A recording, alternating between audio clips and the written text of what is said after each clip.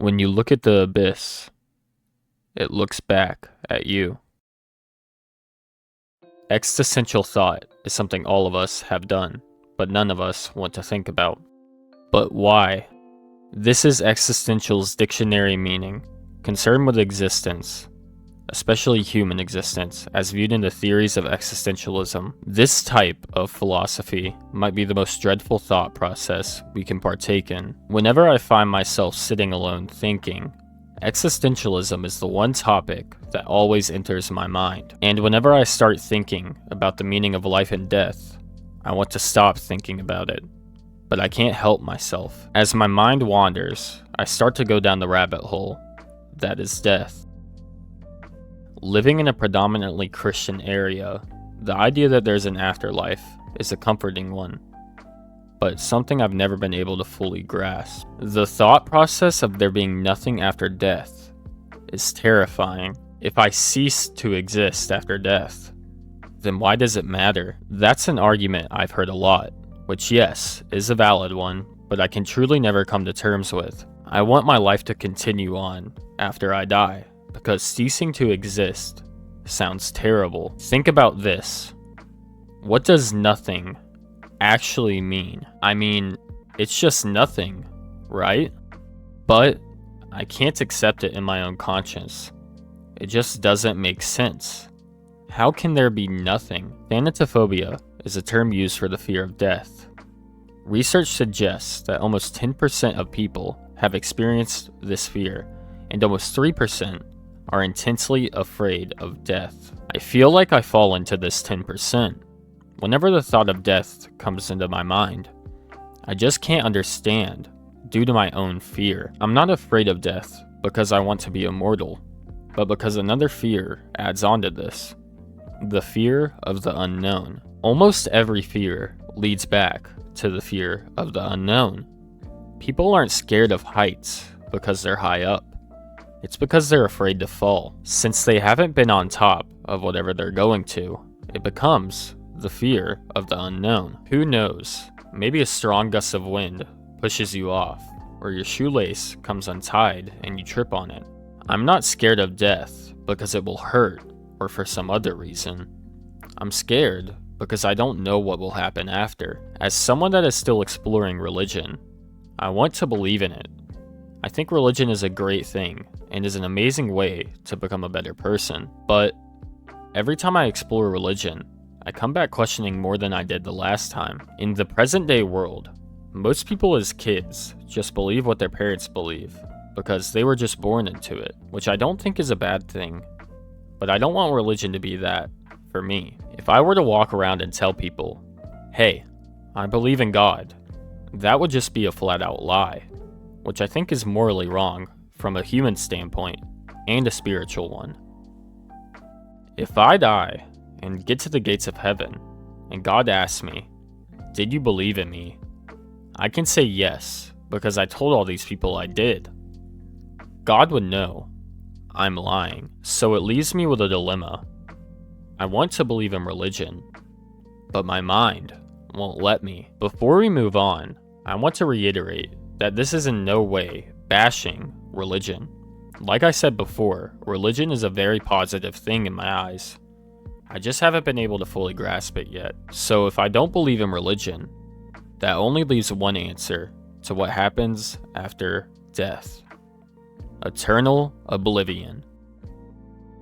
Kinda like the end in Minecraft, but without all the islands, and your player character doesn't even exist. This is my biggest existential fear, by far. This idea can keep me up all night, just thinking. But me, being so afraid of this possible reality, also doesn't make sense. If it's nothingness after I die, I won't even have to think about this. I won't exist anymore. Although, I want to exist. There's been one anime that left the biggest impression on me throughout the years.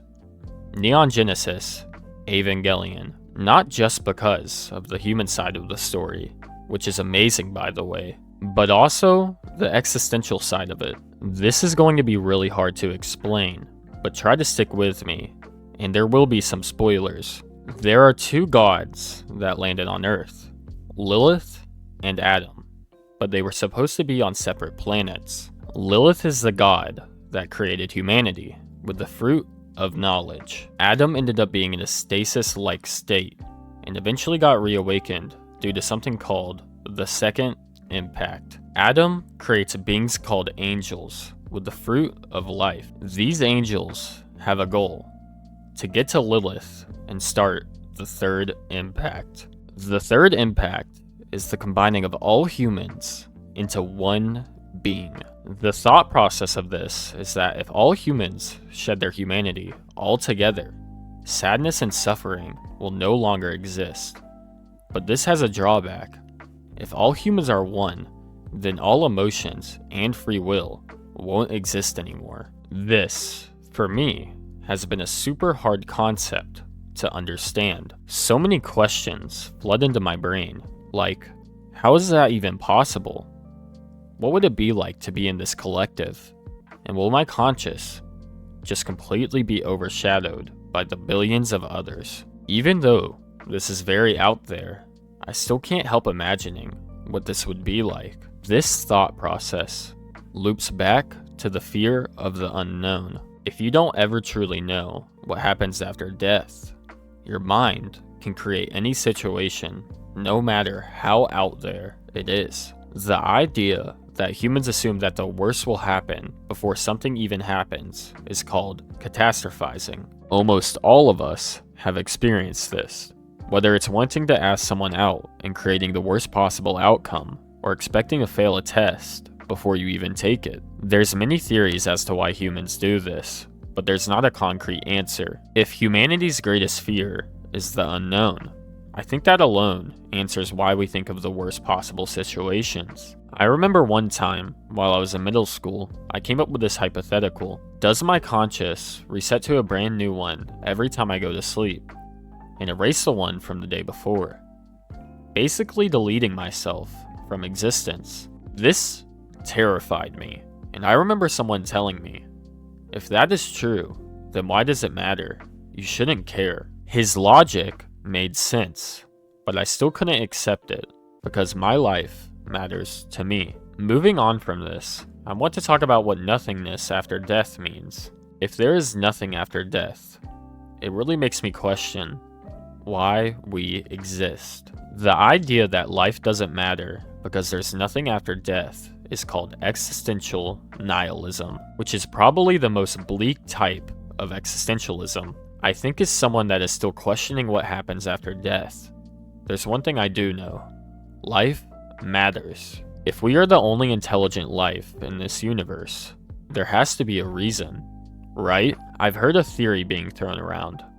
If you were given the option to turn into a bird, would it be worth getting rid of your humanity to have a more peaceful life as this bird? Humans have the burden of critical thinking, which can create terrifying thoughts and actions. But critical thinking also makes us human. If you were given the option to become a bird, would you take it?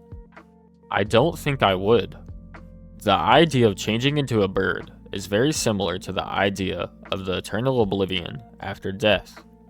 If you give up your critical thinking for the carelessness of being a bird, you're giving up you.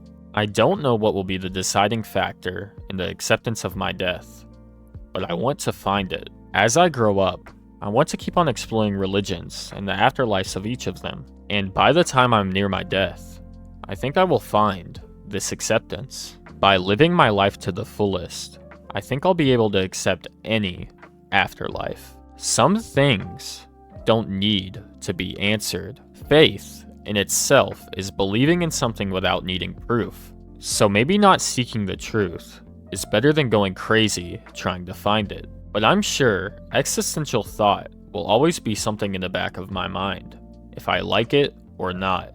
The burden of human existence is something that all of us have to go through, but by enduring it, we can come out with our humanity. I'm happy I can have critical thoughts like existentialism, because it means I have a conscience, and that makes all of us unique as humans. The main point I wanted to make in this video is that you should live your life to the fullest, because no matter what, you only have one. Even though I'm terrified of existential thought, I can still keep on living this life to the fullest, no matter the outcome. But that's all I have to talk about in this video, and if you enjoyed this video, I would really appreciate it if you liked and subscribed so I can keep on making videos talking about things like this. I'm Otaku, I hope you enjoyed this video, and stay obsessed.